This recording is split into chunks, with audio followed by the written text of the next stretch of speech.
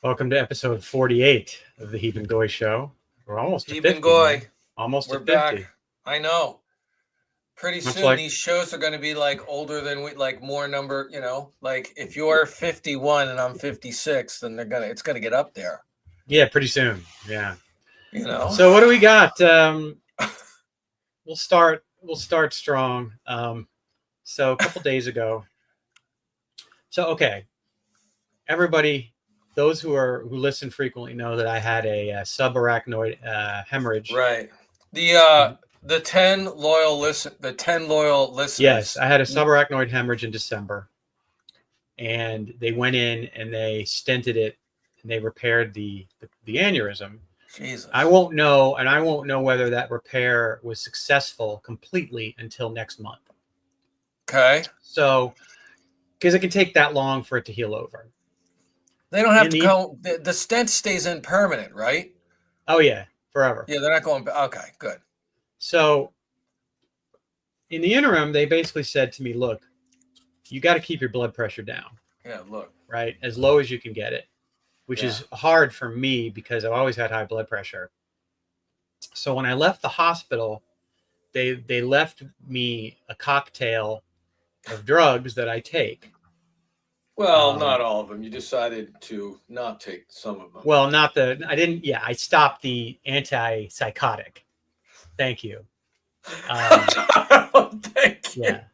No, I was having some bad delirium in the hospital. Yeah. Anyway, so once I got home, the delirium went away. I stopped that, but I'm still taking everything else. And my blood pressure's been pretty consistently decent I've been home since the 31st. So it's been like 2 weeks. And this is leading to something because I know it's going to make you nuts. So, oh God. Oh no. It's been fine. It's been generally fine. It needs to go down a little, but generally the message is just tread water. Just chill out, Dan. It's chill. Well, chill and then tread water until your final check. Once you get your final check and you get the all clear, your GP will probably adjust your meds and try to get your blood pressure down. So don't fuck up for the next month when that's when they're saying, I'm following the rules. That's not even the issue. So the other day, I normally work part-time now. I work from 8 a.m. to noon, 8 a.m. to noon roughly. Here we go. And it's been fine. It's been fine. But I don't remember what day it was. It might have been Friday, Thursday. Let me interject. By the way, radio audience, I don't know what he's about to tell me. I have no idea. Go ahead. So, whatever day it was, they'd wanted to meet with me about some stuff. And I'm like, okay, I'm not going to be home till around 3. So why don't we do it this afternoon? And they said, okay. So I get home from all my appointments or whatever, and we have the meeting. And there's this guy. Hold on. Zoom meeting, not a real and physical. It was audio only. Okay, good. Okay. Continue. And there's this guy I work with that I just can't stand working with. He seems like a nice enough guy. Either he's autistic and he can't help himself, or he hates my guts. I sort of remember. Okay, I remember something about this. Yeah, go on. So we get on the call, and the main guy, the guy who owns the company, was asking me, "Hey, how you doing? Right. How's your situation?" The other guy didn't say a word, not a word. And okay, whatever. So we get into the issues they wanted to talk about, and this guy has a way of relating to me that just makes me insane. Well, hold on. Before we even get into this, is just talking about this on the podcast gonna cause high blood pressure? I feel like no. Are you sure? So, I mean, I'm not sure, but I don't think it will. Maybe you should wear the cuff live on air and have a little number on the display that lets in real time. Right. Sorry. So anyway, I didn't really think much of it. It was an annoying call, but I just honestly just didn't think much of it because I'm just used to the guy. And then after the call, it was my normal time to take my afternoon blood pressure. And we took it, and it had spiked. It was higher than it should be. Yeah. and not like 911 emergency level, but Kara was there when, I mean, is she aware when you're getting the number? yes. Hmm. So now look, I don't know 100% that this meeting and this guy was the reason. I right? know it is. Probably is. Probably. Because there's really no other factor involved that I can think of that would have caused that. And you said yourself it was annoying. Yeah, so generally this gig is most of the time this gig is fine. They leave me alone. I write my code, I do my thing. But this guy likes to interject himself, and to be fair, he's very good at what he does. Yeah, but he's sort of know-it-all. Oh yeah. Here's how it should be. You didn't see this, and I suspect that's what led to this. Yeah. Which leaves me in a precarious position. Right. Because I want to work, but you want to live. I can't easily find another job. I'm 51, right? No one's looking to hire a 51-year-old. Nobody. Zero. Zero, right? So yeah, but you've got a bit of a safety net that will make it so that it's not life or death. If you it wouldn't be life or death for me. I could go and not work for a while and I'd be fine. Yeah. But oh boy. I'm in a weird spot because like part of me is like, all right, you need to just fucking quit. You need to just tell them, look, it's not working out. I gotta go. Yeah. Because if I quit that gig, that leaves me unencumbered. The only things I have at that point are my own things. And as you can attest, your own things tend to be far less of a chafe than when you're working for someone else. 100%. So, wow, I'm between a rock and a hard place right now, because the decision that I had made after the medical event was, look, I'm going to wait until March 1st once we have the final results and everything, and then I'll make a decision on this job. Right. But if this gig is going to cause stress and potentially raise my blood pressure. I mean, the numbers don't lie. You had a fucking meeting. This dude annoyed you, and you checked the numbers, and they were higher than they should have been. What was Kara's reaction to that? Like, I gotta know. She's definitely like, you know what? Fuck this. Fuck this. No, so I'm sure you can imagine. No, she said that this can't happen, and she's right. She's absolutely right about that. So, like, I don't know what I'm going to do at this point, because as long as I'm working my 4 hours a day and I'm being left alone to do my thing, generally it's fine, because I haven't had any spikes over the last 2+ weeks that I've been home. Yeah. So, I mean, was this the first meeting that you've had since you got out?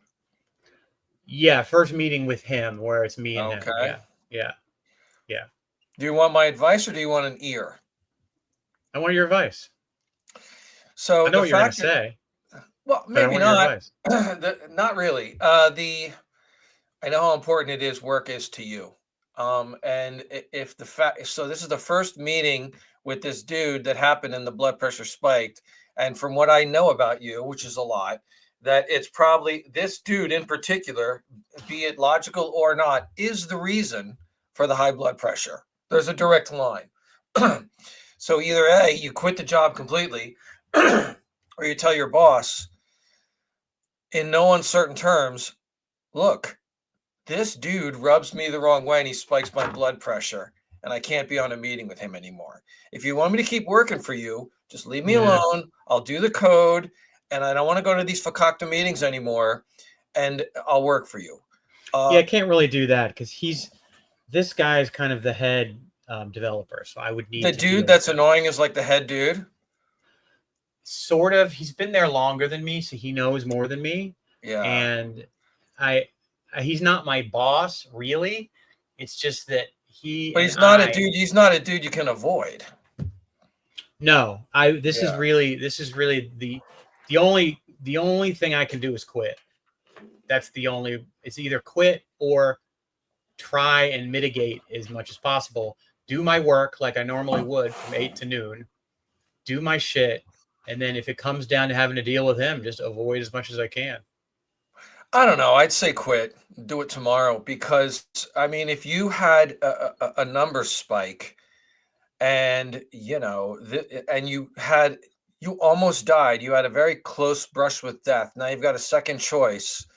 And Right. can you imagine if like you say, no, I'm going to keep on working. And, Kara's been through hell with this and all your friends, and so it's like, no, I'm going to keep working my 4 hours a week, and I'll be all right. And then something happens again, the brain aneurysm explodes again, and you're dead because you wanted to keep working for some asshole for another 4 hours a week. It doesn't seem worth it to me, especially if you have a safety net of some sort and you'll be okay. It's not like if you quit this job, a lot of the population, if they quit the job, they're out on the streets and they got no, you've got a very rare, gift, a circumstance that allows you to live and to keep going. And I would, I don't know the numbers. I don't know where the danger level is mathematically, what the number is. But if it's spiked enough to be of some concern, where Kara and you and the doctor are like, "Yo, that's a high number.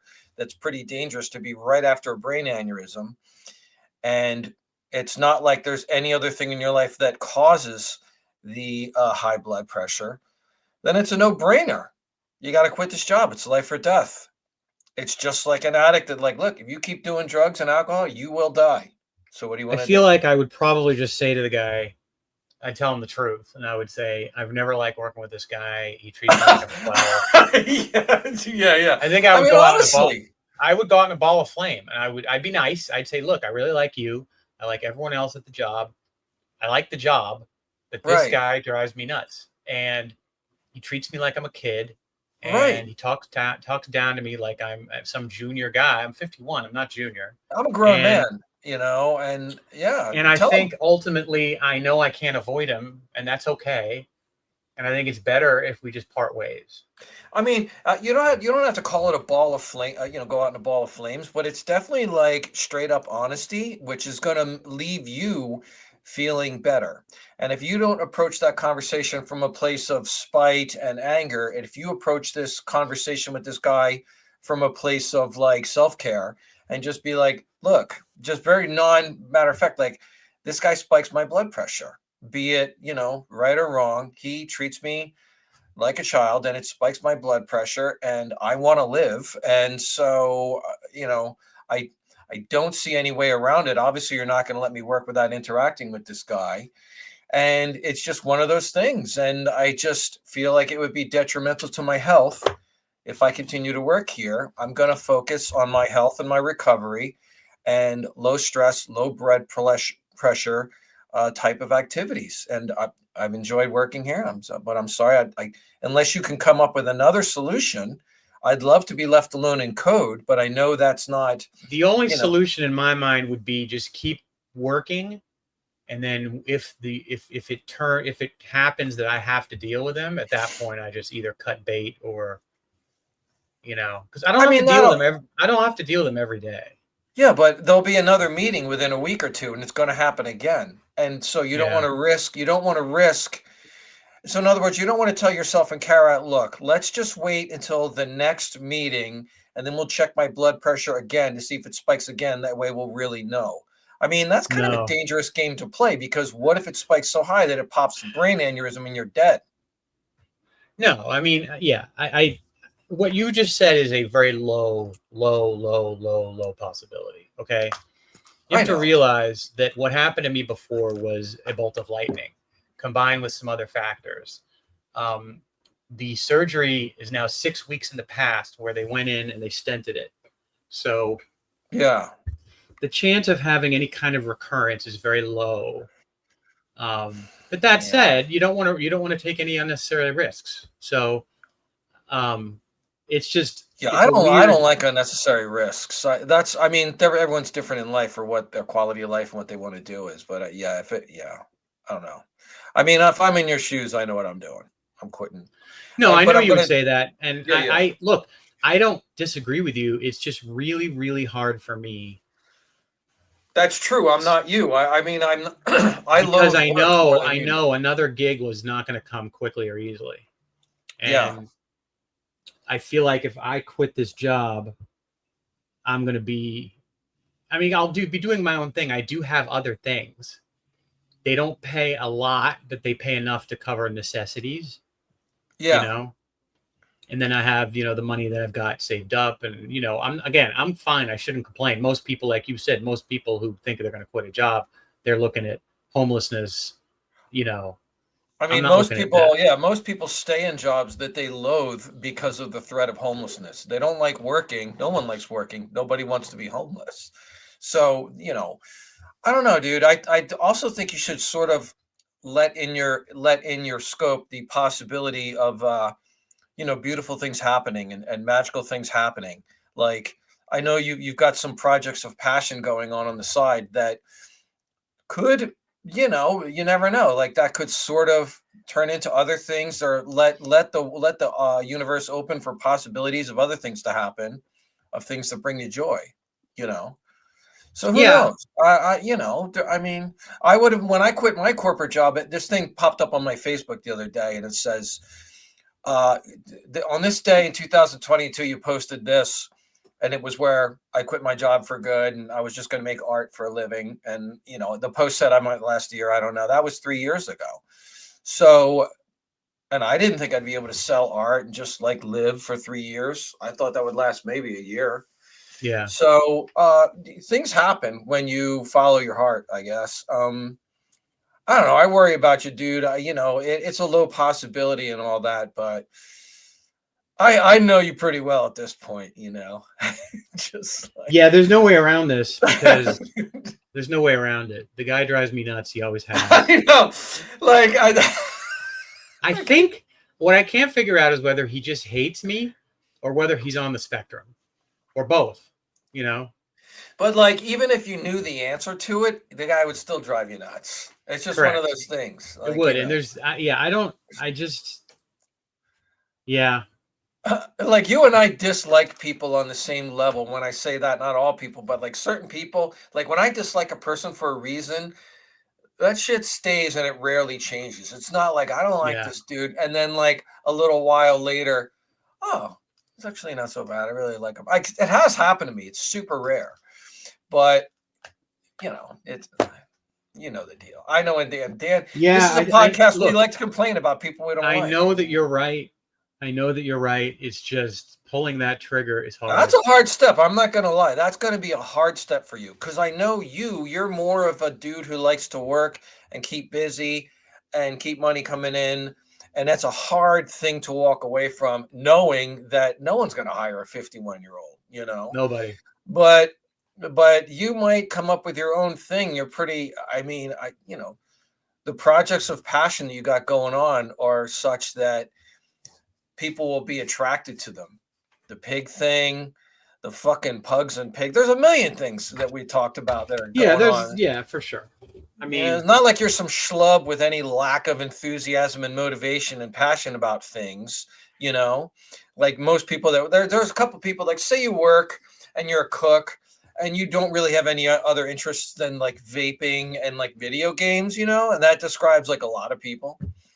So, and then if you lose your cook job, then you just got vaping and video games, and it's not right. like you got a lot of. I mean, so you're not that guy, No, you I'm know. not.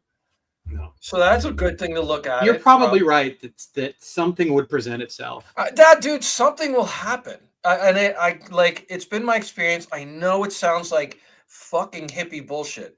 I would have said the same things 5 years ago. Oh, that's bullshit. It's not going to happen. I don't know.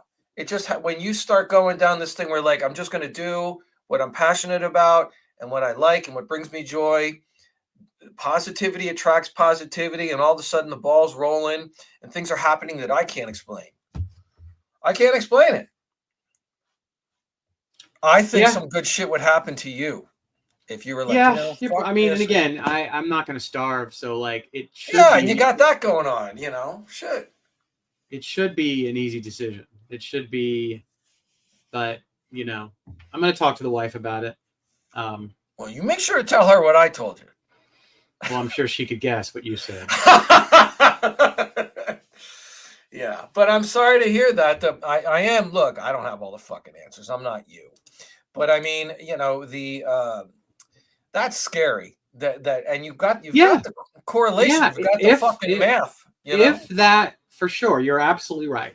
It just means that anytime I deal with him, I potentially risk a spike. And you know what? Even so, say if you do go down the road, you're like, yeah, I'll just hold the pattern right now and see what happens. They'll say some shit like, okay, Dan, we got a meeting with XYZ and in 5 days. You'll be thinking about that. Your blood pressure will be affected just thinking about it for the next 5 days. I got to deal with this fucking guy. I know how you are wired. And be like, fuck, dude. And then like the night before, you'll be like, God, I have a fucking meeting with this guy tomorrow. He irritates me. And we focus on things that irritate us, don't we? We do. And I really like, Kara's always said to me, why can't you just fucking ignore him? Who cares? I can't. Yeah. You can't. No. We not only can we not ignore and just not focus on things that ignore us, we absolutely will focus on things that annoy us, which is the real focus of this podcast. Yeah. And it's why me and you, who are kind of different in a lot of ways, are so similar in this regard. They might even come up with this might even be an affliction. They come up with it a little bit later, where it's like a disorder, where like you fucking can't help but illogically focus on shit that annoys you, that is bad for you, that it's like an addiction to annoyance. I don't know, but I have it too. Yeah, I've been working on it, but yeah, I don't think I have much choice at this point. I mean, if it's your life you're toying with here, and get it, yeah, low probability. But even a small probability, like, oh, did you hear about Dan? Yeah, he kept on working and had a fucking meeting with this guy that annoyed him. For shekels for some meeting over a meeting. Yeah. Oh my God, that's horrible. Yeah. I mean, it is what it is. Yeah. I don't know what else to say. I'm going to think about. I mean, tomorrow's a holiday, so I'm off tomorrow. Yeah. I'm going to think about it long and hard. I'm going to talk to Kara. Yeah. If she thinks the best move is to walk, I'm going to walk. That's good. You talk about it with your partner and, be honest about it and stuff like that. Yeah. Quite often they know better than we do. Yep. So let's get to more fun things. I like that picture on the right. That's a good picture. Picture on the right is a rare good picture of me, unlike the picture that you constantly show of me. That is a good picture of me. Right. So the drumming. So I talked in the last podcast about, this late in life, I'm getting gigs as a drummer again. I used to play drums in bands in my 20s and 30s. Then, there was a good long, probably 15, 16-year period where I didn't have a drum set and I didn't play drums in bands at all. Lately, I've been, rediscovering my love of going to Grateful Dead shows and stuff, listening to that music like I did for a small period in college. And I would go see these cover bands and realize I could probably do that. I would watch these cover bands, which are very popular here in Arizona. What's going on? There must be 6 of them in the Phoenix area.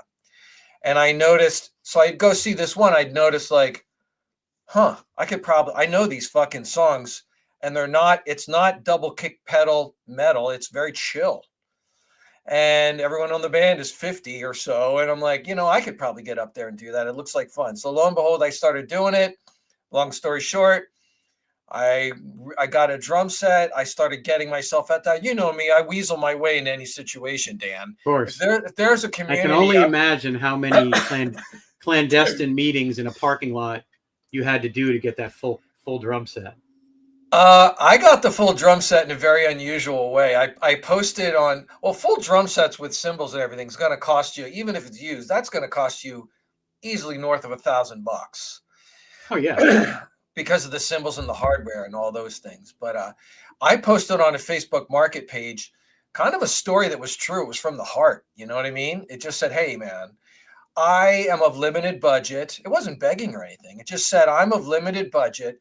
I need a drum set. If you've got a dusty drum set, I don't care what kind of drum set, right? It could be a shitty drum set. I just want a drum set. I know how to work on drum sets. So even if it's shitty, I know how to make it sound good, you know, not to toot my own horn, but I did this for a long time. Need gone.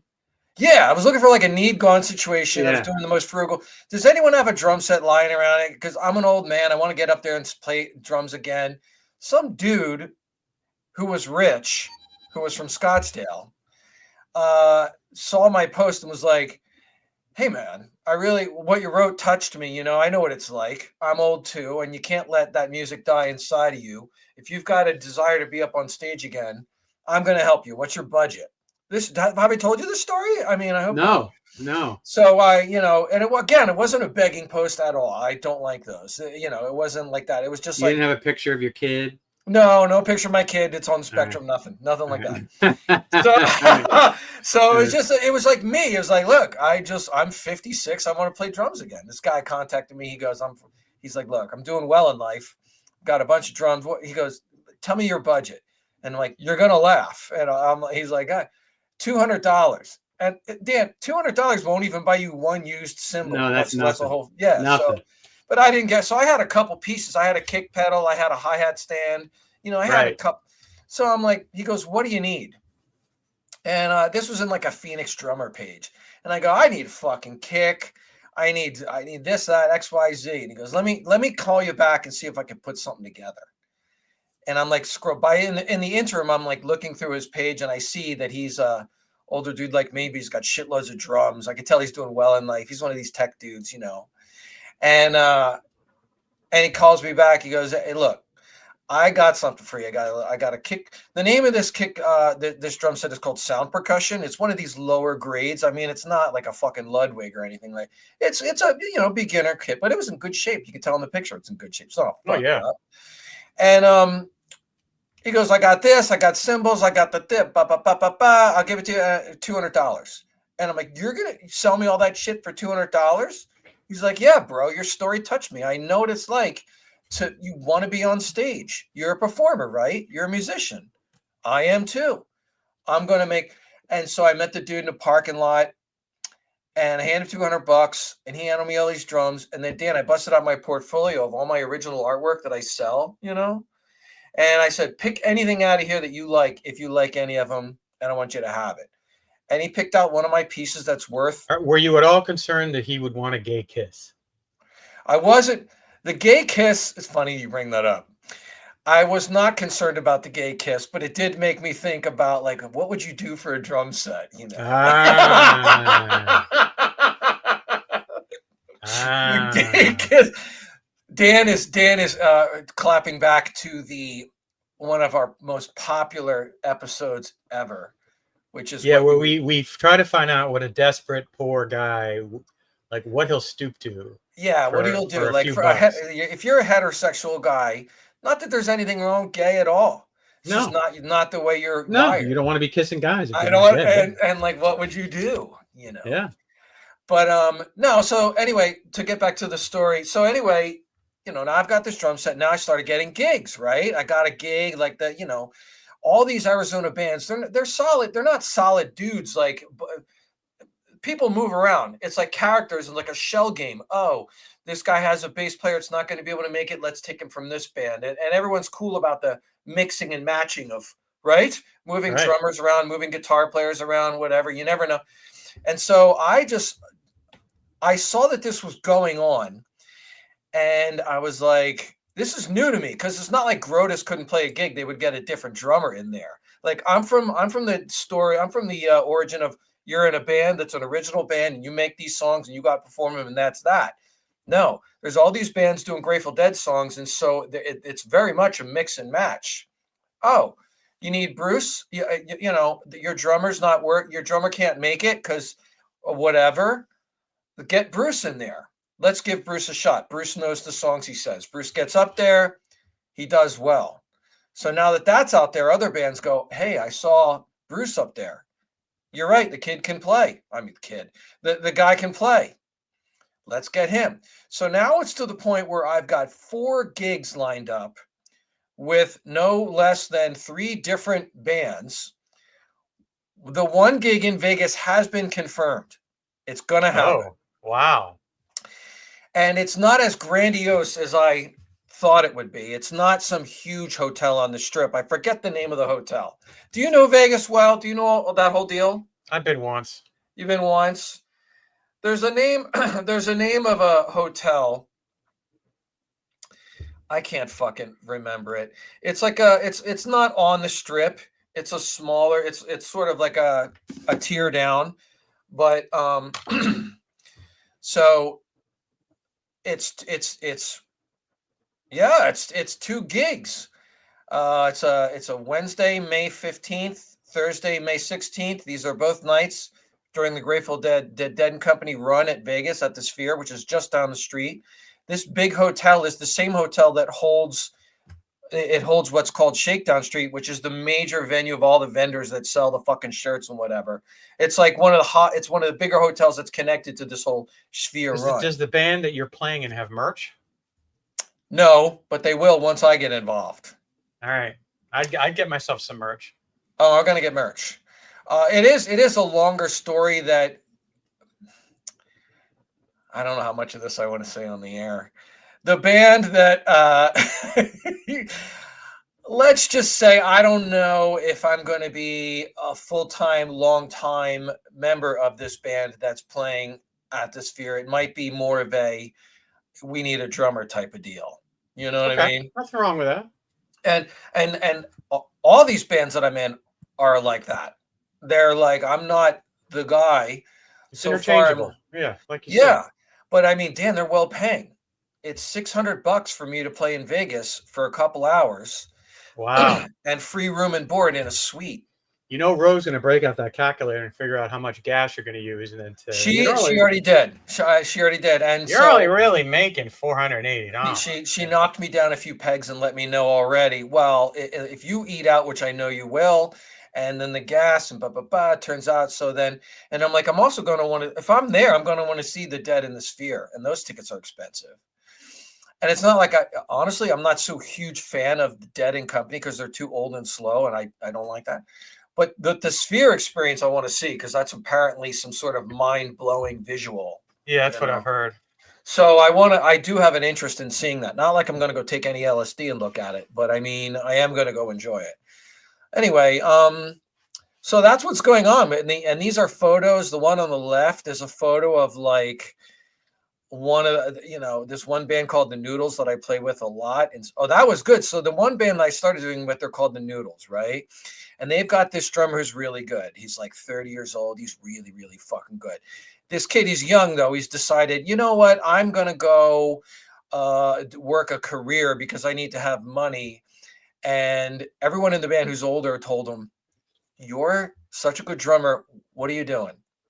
Like, everyone's like, you should be playing drums for a living because you're that good. And they're not wrong. The guy's phenomenal. He should be focusing on drums and nothing but drums. But no, he's getting cold feet and he wants to get a career in sort of the horse industry. I don't fucking know. But it's heartbreaking because I look back on my, and just be like, fuck, dude, this is clearly something you're passionate about and good at. But capitalism is such that it's got you brainwashed to think that, I got to go do this and build up a nest egg, whatever. Yeah. But anyway, that leaves the door open for me. So now, like, they're like, this dude is going to be gone for the next couple months. So I've got 4 gigs booked right now, but I'm going to have another 4 real soon in the next 3 months. That's awesome, man. It's crazy. Amazing. Yeah. And it's crazy. So, and what you can see, I don't know, can you pan behind me? Look behind me, the real life thing. I'll try to do something here. Go to my shot. Look at this. What do you mean pan? I can't really. Well, pan. no, get rid of these photos and just get it to be where it's just me and you up there. Oh, yeah, hold on. You know what I mean? Okay. All right, now look at this. Hold on. Whoops. Technical difficulties, everybody. Bruce has cut himself from the show. So it's just me, just the Heeb, coming at you, waiting for Bruce to figure out his little computer. We're doing it live, you know. Can I tell any stories? Oh, here's a story. See this thing? This helps my lungs heal. I have to do this like several times a day.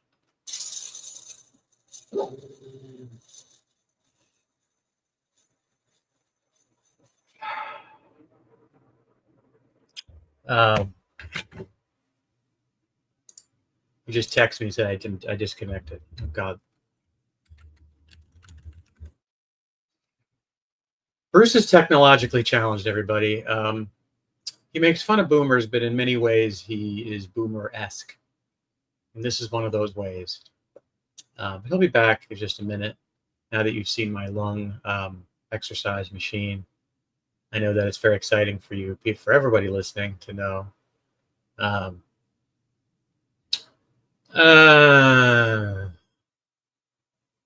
gonna just have to cut this out in post, right? Pretty much have to cut this out. And he's back. The I'm not a boomer. Bruce is back. Dude, after pressing the wrong button. Such a boomer. I went to grab the laptop, and it's got the mouse sensor thing right there. I put my thumb right on it because I was just trying to like lean it like this, right, and show you that there is a. Oh, you got your. Oh, cool. Nice. What this is an but that's electric, a real snare. That's a real snare. It's not. It looks like a real snare, but like it just. Oh. It's so you got it has, so you have like hi-hat. Yeah. Hi-hat. Ride. Where's snare, your ride? Ride's over there. You got and then you got a couple of toms. Yup. You got it's got the kick pedal. Love that. Dude. So the story here, I mean, again, this goes back to the Did you beg for this too? I did not Dan, I didn't beg. But I allowed myself the universe to I manifested it is a better way to put it, Dan. I manifested it. What happened with this was I was practicing with one of the three bands that I play with, right? And you'd be proud of me because you'd be real proud of me. It's one of the guys in this band that I play with is a hardcore trumper, and I've been able to. I mean, who cares? As long as he's good with his instrument and he play, He does talk about it once in a while, and I'm like, oh God. But it's something I've been working on. But anyway, we're practicing in his place, and the bass player, was asking me, oh, do you practice at home? And I'm like, I can't really practice at home too much. It annoys my lady. And he goes, I've got this electric kit at my house that like I never use. I'm a bass player. I have this electric kit for some reason. Because a lot of these guys just work and have so much money that they spend it on shit and they don't realize that it doesn't make them happy. They just buy shit. You know what I mean? So this guy's like, I've got this electric drum kit at my house. I never fucking use it. And I'm like, okay. And he goes, if you want, you could just borrow it indefinitely for the next whatever. And I'm like, I can't do that. Are you sure? Like I didn't jump right on it. I'm like, I don't know about that. Like what strings are attached? Gay kiss. Repressed Republican gay kiss. Like what is this? Yeah. 100%. 100%. And, he goes, no, I could see you're a real good drummer and I don't fucking use this thing. And so it's quiet because the real deal is with this, you can hear like, it doesn't make any noise. You wear headphones like this that plug into the thing and you can hear do, you know what I mean? Yeah. And it feels like a real drum set too. It's got the real kick pedal and that's why this has a bounce, the sticks. It feels like it. You can really get a good workout practicing on this thing. And so now here it is in the garage. Has Roe found a way to complain about it? Yeah. Really? Yeah. I mean, she can still hear it. I'm in the doghouse for the past couple of days, dude. That's a whole different story. So, because of the drum kit? No, something totally different. Uh-oh. Yeah. I'm in the Yeah. dog. I'm in the Happens. dog.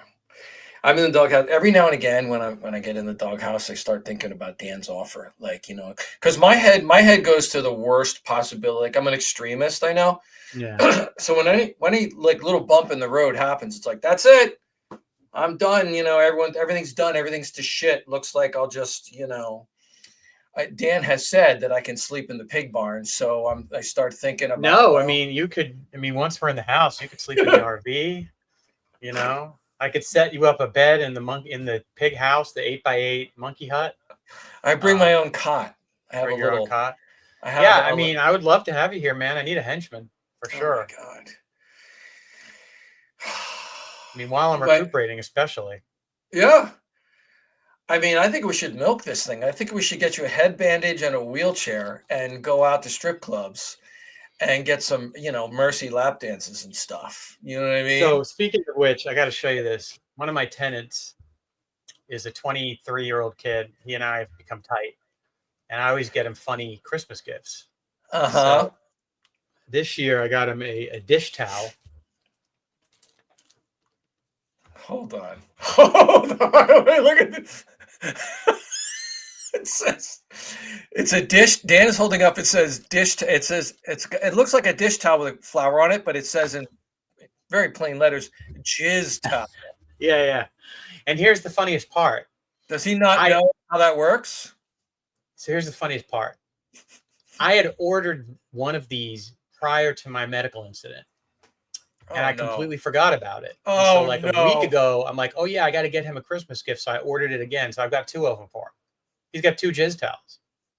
That's good, because while one is like washing, or let me ask you this: how would you? Let me ask you this. This is a practical question that may or may not be based in reality. How do you go about washing the jizz towel? A, do you put it in the laundry with everything else, which is kind of gross because then you realize all your laundry is being washed in the With your jizz, the jizz yeah. towel? Or do you take an extra step with the jizz towel and kind of like I think most people use Kleenex, dude, or like toilet paper or whatever. But so the jizz towel, so the disposable way is the way to go. So there is no cleaning of the jizz whatsoever. Right, but this guy and I have that kind of relationship where it's just funny. He'll like it. And he doesn't want a gay kiss or anything like that. No, he's very straight. Got a girlfriend. Good looking kid. Nice kid. He and I get along real well. They call us unks now. UNC, unk. In the black culture, it's like you'll be unk, like, hey, what's up, unk? And if he is hanging out with his buddies, be like, Danny, he's my unk. Go get it, unk. Unk gave me a jizz towel. Yeah. Where'd you get that, unk? Unk gave me a jizz towel. I got 2 of them for him, so I mean, he'll be able to go. He'll be able to go to town. Yeah, the paper towel is the way to go. The paper towel's the way to go. Paper towel's a bit much, though. I mean, do you have that much volume? Yeah, I can get some volume going, man. Really? I can. Just depends on whether I get all worked up, which is happening. I don't know about you, but like I might have spoke about it before, but I'm 56 now, and there's definitely, like, in the past couple of years, a decrease in the level of horniness that has, up to a couple of years ago, always been at a disturbingly large, like a disturbingly all-encompassing level. It's one of the most annoying things about being an older man, for sure.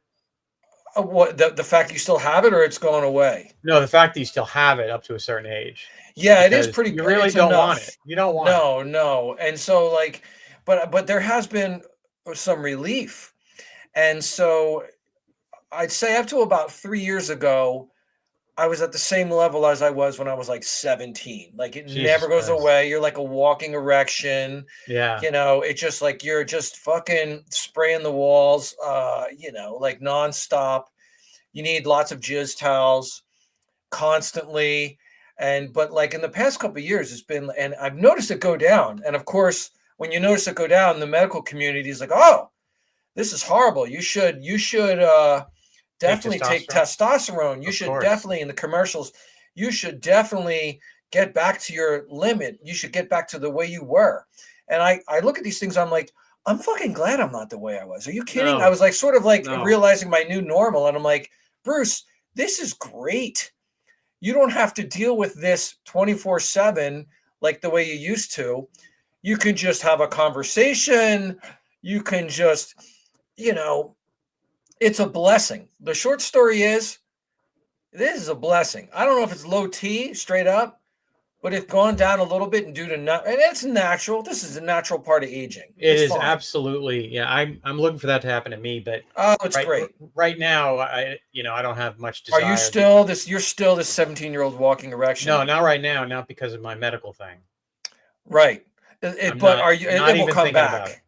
it. It will come back. Will come back. Probably will. But like in the interim, is it kind of nice that like, are you like liking this like new like the last week you're like, oh, this is great. I'm not fucking spraying. I like I like the fact that this has 100% mellowed me out. Right. And turned me from a type A personality to like a B plus. Good.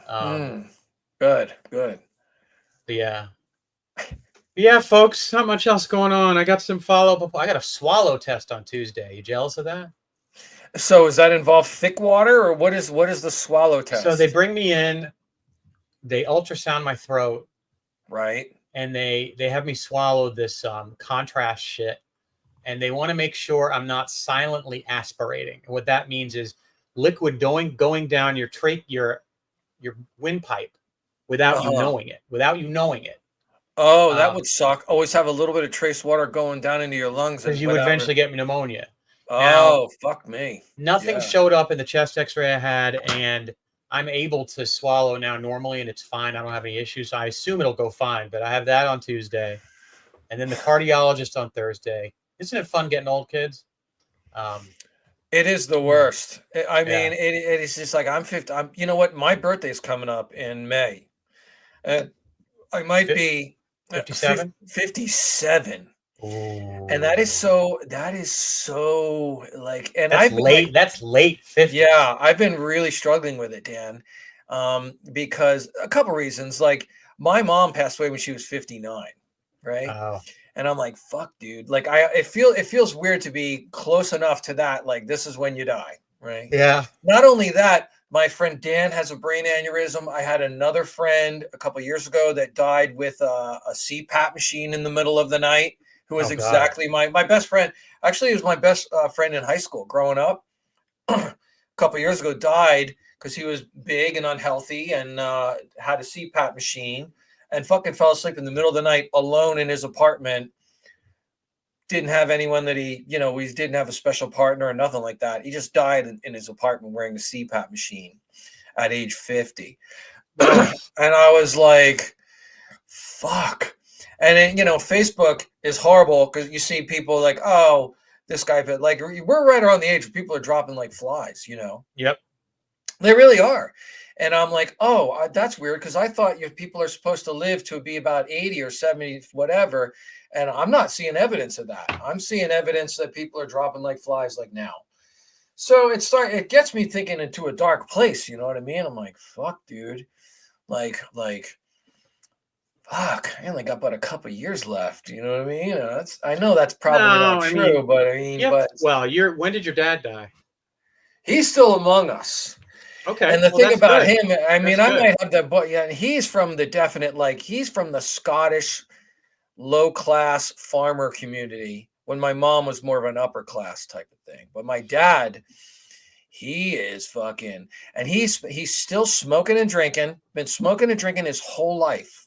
Wow. He's one of these guys that's just going to live forever. And he just drinks and smokes, and he's got 2 fake knees, 2 fake fucking hips. I rarely talk to the guy. No, but that bodes well for you. I mean, the fact that just saying.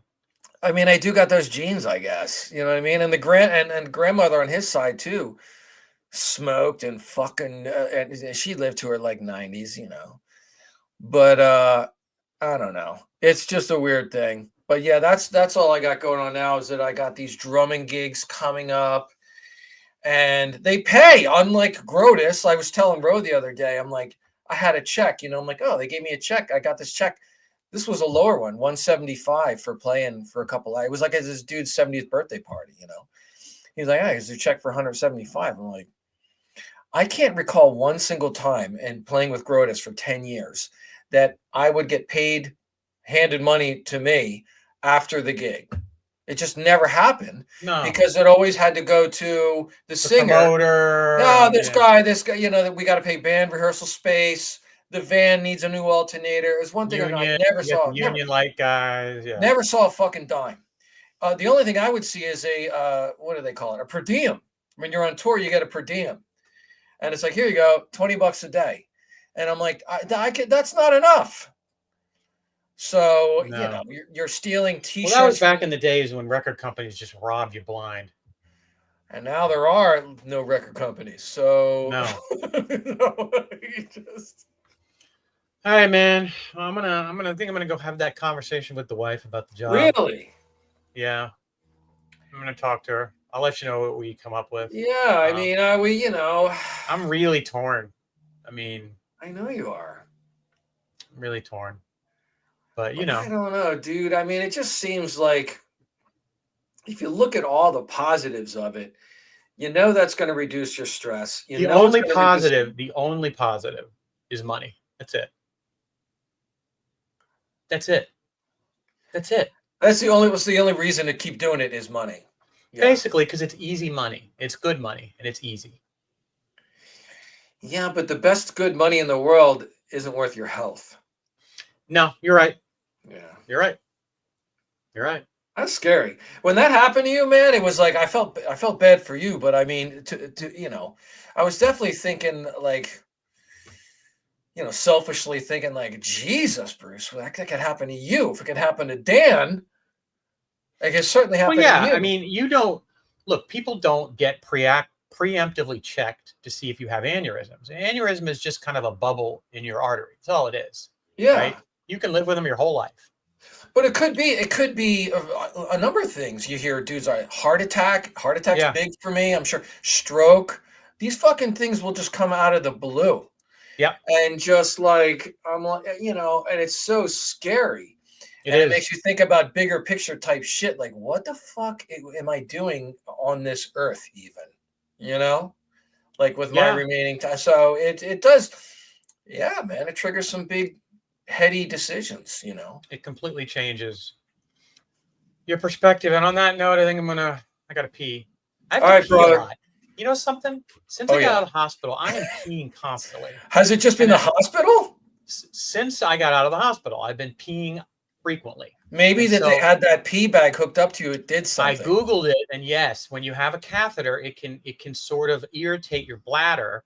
Yeah. Cause short-term issue, and I've only been out of the hospital less than 3 weeks, so it hasn't been that long. I know, but like, like you'll pee. I mean, I pee all the time. I counted it once. I pee 10 times in 24-hour period. I pee 10 times. That's a lot.